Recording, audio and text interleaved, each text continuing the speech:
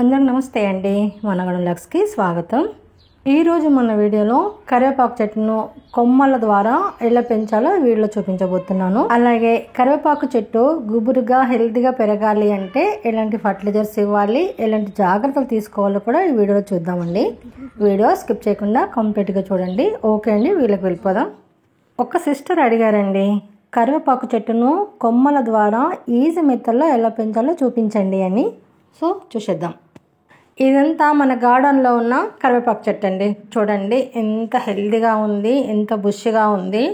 అసలు పెస్ట్ ప్రాబ్లమే రాదండి నా కరివేపాకు చెట్టుకు, అంత హెల్తీగా పెరుగుతుంది. ముందుగా మనము ఎలాంటి కరివేపాకు చెట్టు పెంచుకోవాలో చూద్దాం. మంచి స్మెల్ ఉన్న కరివేపాకు చెట్టుని మనం సెలెక్ట్ చేసుకోవాలి. అవి స్టెమ్స్ తెచ్చుకున్నా సరే, మొక్క తెచ్చుకున్నా సరే.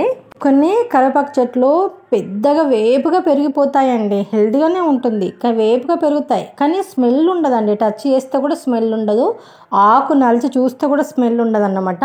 అలాంటివి కాకుండా మనకు మంచి స్మెల్ వచ్చే మొక్కను మనం సెలెక్ట్ చేసుకోవాలండి. ఈ ఆకును చూడండి, మీరు ఒకసారి అబ్జర్వేషన్ చేయండి.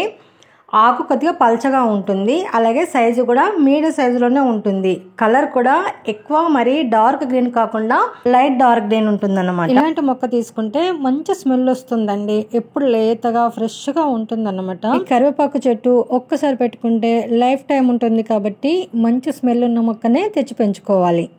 ఇంకా ఈ మొక్కకు ఎంత ఎండ తగిలితే మొక్క అంత హెల్తీగా ఉంటుంది. మొక్క హెల్తీగా బుషిగా పెరగాలంటే నేను ఇచ్చేది ఏంటి అంటే, బియ్యం కడిగిన నీళ్ళు, పప్పు కడిగిన నీళ్ళు, కూరగాయలు కట్ చేసిన వేస్టేజ్ అంతా ఒక బకెట్లో కానీ ఒక డబ్బాలో కానీ వేసేసి అందులో కొద్దిగా పుల్లటి మజ్జిగ అండి, ఒక చిన్న కప్పు పుల్లటి మజ్జిగ కూడా వేసేసి 3 days పక్కన పెడతానండి, నీడకు పెడతాను. తర్వాత మొక్కకు మొత్తము మొదట్లో ఇచ్చేసి దాన్ని స్ప్రే చేస్తానన్నమాట మొక్కకి. కాబట్టి పెస్ట్ ప్రాబ్లము రాదు, అలాగే మొక్క కూడా హెల్తీగా పెరుగుతుందండి. ఇంతకన్నా పెద్ద ఫర్టిలైజర్స్ ఏం అవసరం లేదండి కరివేపాకు చెట్టుకు. ఒక్క కరివేపాకు మొక్క మనం పెంచుకోగలిగితే చాలండి, ఆ రూట్ వ్యవస్థ మొత్తం స్ప్రెడ్ అయిపోయి చుట్టుముట్టు మొక్కలు కొత్త కొత్త పిల్లకలు వేస్తూనే ఉంటాయన్నమాట.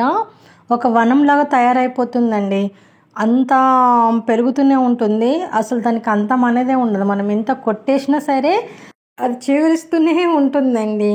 కాబట్టి ఒక్కసారి మనము మొక్క పెంచుకోవడానికి ట్రై చేయాలి. నర్సరీలలో కూడా అందుబాటులో ఉంటాయండి, కాస్ట్ కూడా చాలా తక్కువనే ఉంటుంది. ఎందుకంటే ప్రతి ఇంటి ముందు ఉండే మొక్కనే కదండి ఇది. తెలిసిన వాళ్ళ దగ్గర ఎవరి దగ్గరైనా ఉంటే ఒక చిన్న మొక్క ఇవ్వమంటే ఎవరైనా ఇస్తారండి. మట్టల నుంచి వేర్ల నుంచి సహా మనం తీసుకొని పెంచితే ఈజీగా పెరిగిపోతుంది. అలా కుదిరినప్పుడు మనము ఇలాంటిది ఒక స్ట్రాంగ్గా ఉన్న ఒక స్టెమ్ కట్ చేసుకోవాలి. మార్కెట్లో కూడా పెద్ద పెద్ద కొమ్మలతో అమ్ముతారండి, అలా స్ట్రాంగ్గా ఉన్న కొమ్మను తెచ్చుకొని కూడా మనం నాటుకోవచ్చు. ఇలా ఒక ముదిరిన కొమ్మ తీసేసుకొని దానికి ఉన్న ఆకులన్నీ తీసేసుకోవాలి. ఇలాంటి కొమ్మల ద్వారా మనం పెంచే మొక్కలు ఏవైనా సరే అండి, కొంచెం ముదిరిన కొమ్మను తీసుకోవాలి, అప్పుడే మనకు నాటుకునే ఛాన్సెస్ ఎక్కువ ఉంటాయి అన్నమాట. పైన లేతగా ఉందండి, అది కట్ చేసేద్దాం మనము, అది పెట్టినా కూడా నాటుకోదు, ఎండిపోతుంది. ఇప్పుడు ఈ కొమ్మను 2గా కట్ చేద్దామండి, మధ్యలో కట్ చేద్దాం. మనం కొమ్మల ద్వారా మొక్కలు నాటుకోవాలనుకున్నప్పుడు ఒకే కొమ్మ నాటుకోకుండా ఒక 5-6 కొమ్మలు నాటుకునే ప్రయత్నం చేయాలి. ఎందుకంటే ఒక కొమ్మ ఫెయిల్ అయిపోయినా ఇంకో కొమ్మ కన్నా చిగురించడం స్టార్ట్ అవుతుంది అనమాట. ఒక్క కొమ్మ నాటుకుంటే చాలండి, మనకు ఆ మొక్కతో మనం ఎన్ని మొక్కలైనా తయారు చేసుకోవచ్చు. ఇలా నీట్గా కట్ చేయాలండి. చివరి భాగాన్ని మనం ఇలా లాగడం కానీ గుంజడం కానీ చేస్తే నారు వెళ్తుందన్నమాట. అట్లా నారు వెళ్ళిందనుకో మనకు కొమ్మలు నాటుకోవండి, చిగురించవు, ఎండిపోతాయి అన్నమాట. కాబట్టి నీట్గా కట్ చేసుకోవాలి.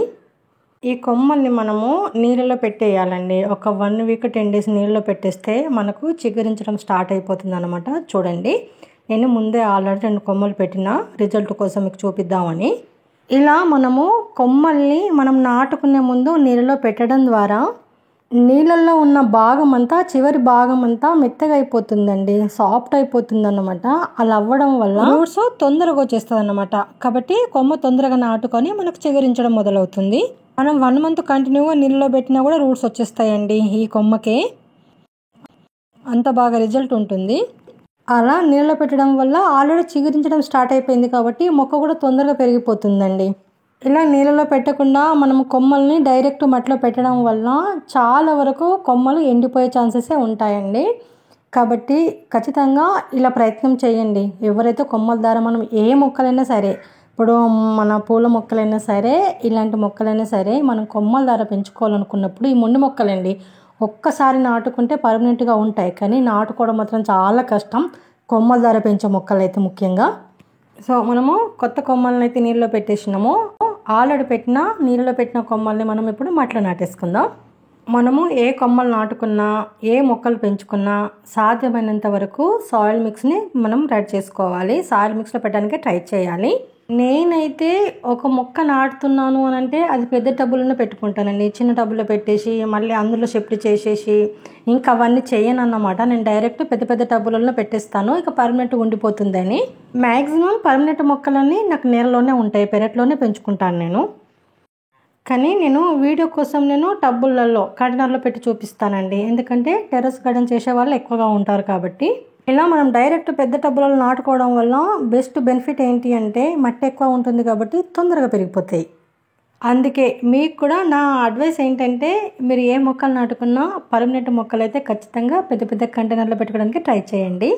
సాయిల్ మిక్స్లో ఖచ్చితంగా garden soil 30%, cocopeat 30%, compost 30%, neem powder 10% వేసుకోవాలి. ఇలాంటి మొండి మొక్కలు నాటుకునేటప్పుడు ఒక 5% ఫెర్టైల్ వేయాలి. చూడండి అది తెల్ల తెల్లగా ఉంది కదా, నేను కలిపాను ఆల్రెడీ, మీకు చూపిస్తాను అది ఎట్లా ఉంటుందో. ఇదండి థర్మోకోల్ లాగా ఉంటుంది అనమాట ఫెర్టైల్. మొక్క ఎదుగుదలకు బాగా ఉపయోగపడుతుందండి. మట్టి అంతా తేమగా ఉండేలా చేస్తుంది, మొక్కకు బాగా గాలి తగిలేలా చేస్తుంది, మట్టి మొత్తం ఎండిపోకుండా వాటర్ను స్టోర్ చేసుకుంటుంది అనమాట. చాలా హెల్ప్ చేస్తుంది మొక్కకి. ఇలా సాయిల్ మిక్స్ అంతా ప్రిపేర్ చేసుకొని ఒక పెద్ద టబ్బులో పోసుకున్న తర్వాత ఇప్పుడు మనము నీళ్ళలో నానబెట్టిన కొమ్మల్ని నాటుకోవాలి.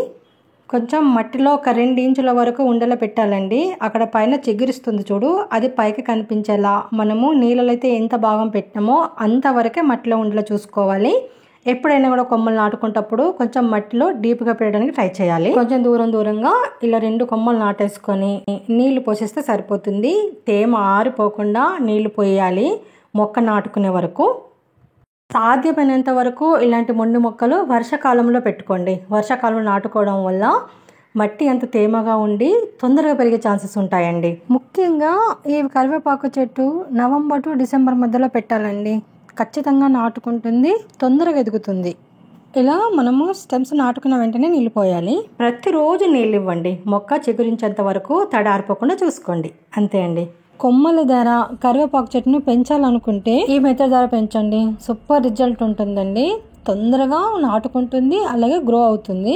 ఇదండి ఈరోజు మన వీడియో అయితే. నచ్చితే లైక్ చేయండి, షేర్ చేయండి, మన ఛానల్ సబ్స్క్రైబ్ చేసుకోండి ప్లీజ్ అండి, సపోర్ట్ చేయండి. అలాగే ఇంకా మంచి వీడియోల కోసం village organic gardening ideas tips కోసం మన ఛానల్ ఫాలో అవ్వండి.